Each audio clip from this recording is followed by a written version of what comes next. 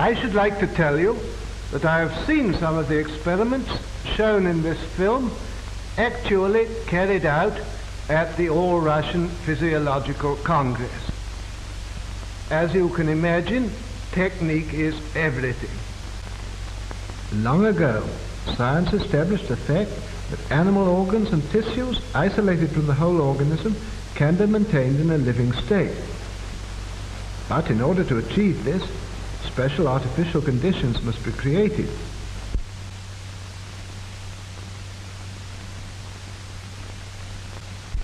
Isolated organs can be brought to life even though they've been removed from the animal's corpse some time after death.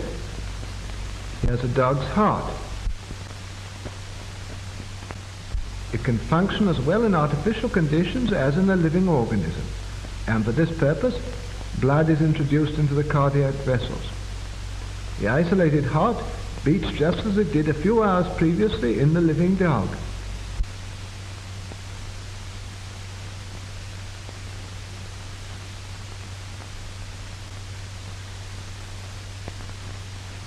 The following experiment is conducted on lungs taken from an animal.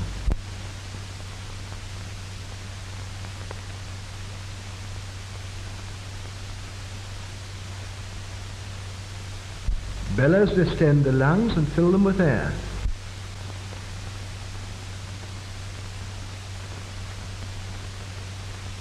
The venous blood is forced into the lungs by the action of the pump. The dark venous blood passes through this tube.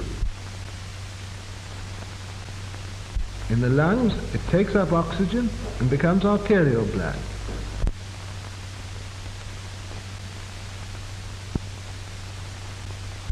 The isolated lungs breathe, producing the same chemical changes as in the living animal.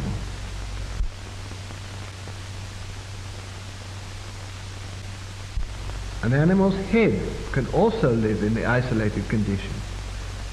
Here is the plan of the experiment. The arterial pump takes arterial blood from the reservoir to the head, while the venous pump drains off the venous blood. The blood is arterialized in the reservoir, where there is a steady flow of oxygen.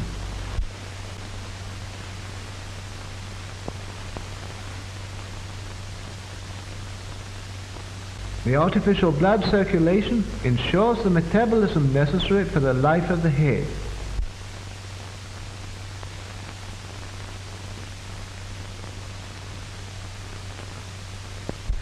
The isolated head lives on for hours and reacts to external stimuli.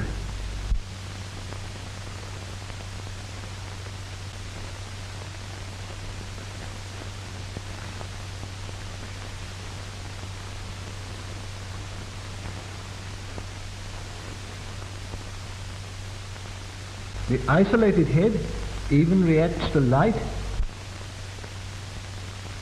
and to sound.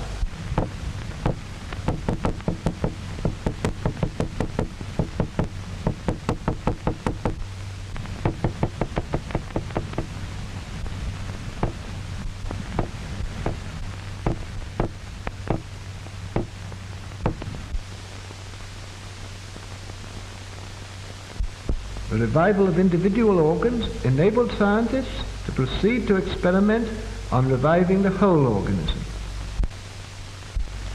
The revival of the whole organism can be achieved with the help of an apparatus called the autojector. The autojector carries out the functions of the heart and lungs. We begin the experiment of revival. The experiment is carried out on a dog.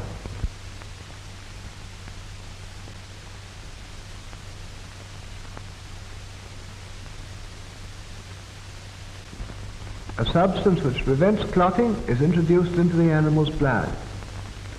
The dog is under an anesthetic. It doesn't feel pain. No interruption of the animal's normal functions has yet occurred.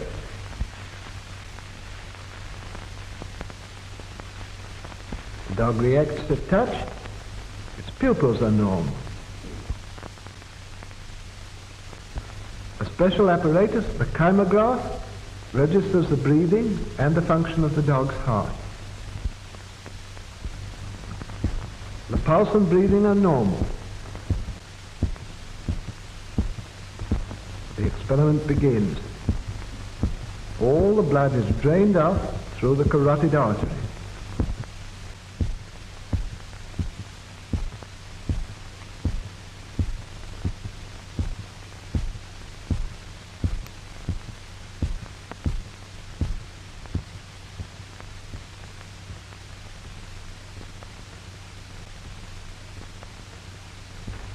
The heart has stopped.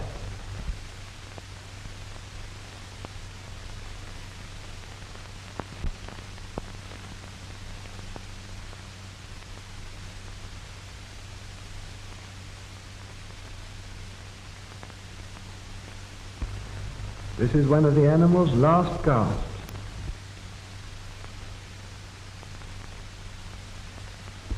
This is a final breath.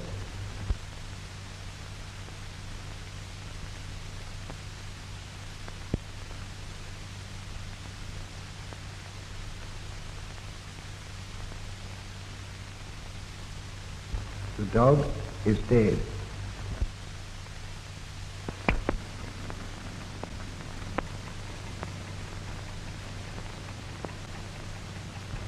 Without operative interference, death would be final, as the disintegration of the body cells would gradually set in.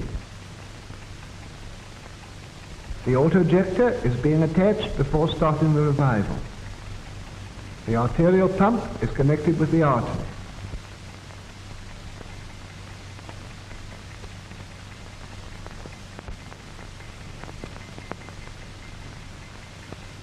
The venous pump is connected with the vein.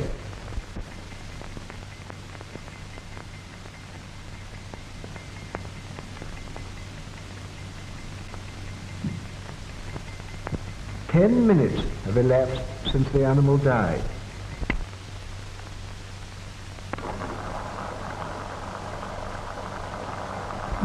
The blood removed from the animal is pumped back into its vessels by the autojector.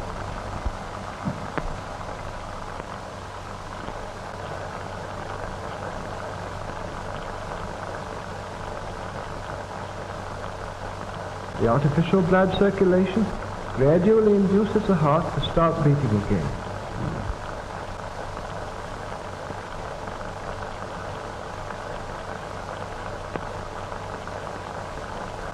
The heart's action begins to be normal.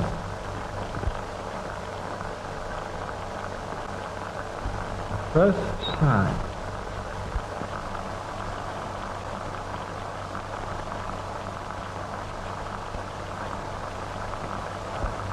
The respiration is gradually restored.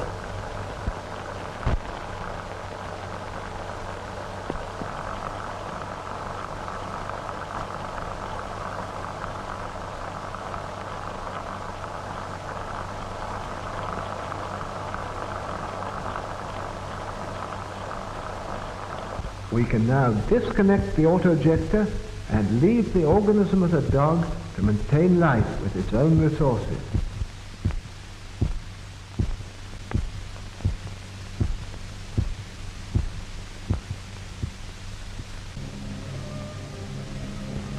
The dog is still weak and can't move.